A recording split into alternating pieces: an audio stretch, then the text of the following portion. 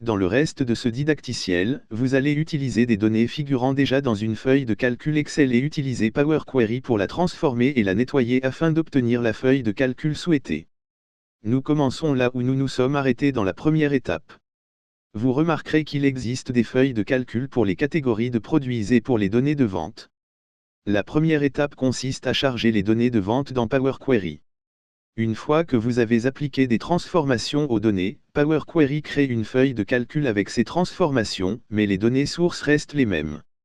Cela signifie que vous pouvez expérimenter tout ce que vous voulez, tout en sachant que vos données originales ne sont pas compromises.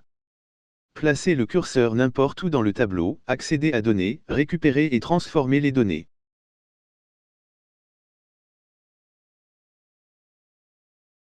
À partir d'un tableau ou d'une plage, Excel démarre automatiquement l'éditeur de requêtes Power Query avec vos données affichées dans un volet de visualisation.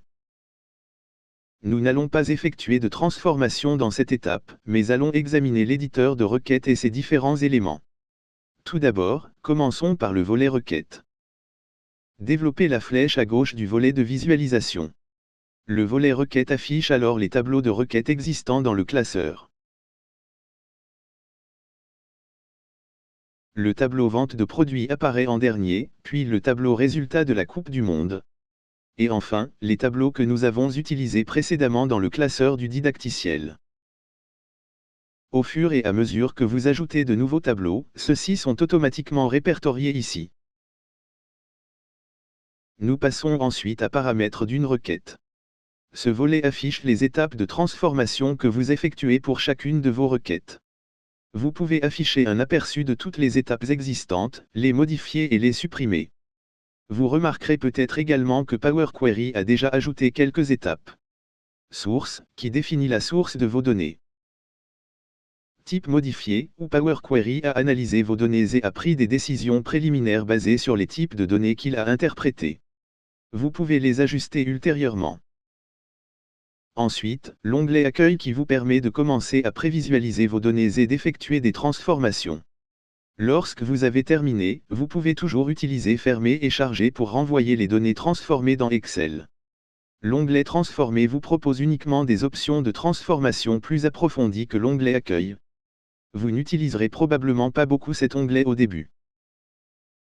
Ajoutez une colonne, qui vous permet d'obtenir des données de vos colonnes existantes, comme le jour de la semaine à partir d'une date, ou de créer vos propres calculs personnalisés. Enfin, l'onglet Affichage qui vous permet de disposer de plusieurs options d'affichage telles que le lancement de l'éditeur de requêtes avancé. Là encore, il s'agit d'un onglet que vous n'utiliserez probablement pas beaucoup au début. Enfin, revenez dans l'onglet Accueil et appuyez sur Fermer et Charger pour replacer le tableau dans Excel. Si vous aviez appliqué des transformations avec ce tableau, elles seraient reflétées ici. Dans le cas présent, rien n'a été fait et les données ont par conséquent le même aspect qu'au début.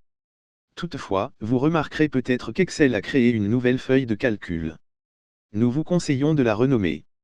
Appelons la donnée de vente Power Query, pour la différencier des données sources. Les transformations que vous effectuez à partir d'ici sont reflétées dans cette feuille de calcul et la feuille donnée des ventes demeure inchangée.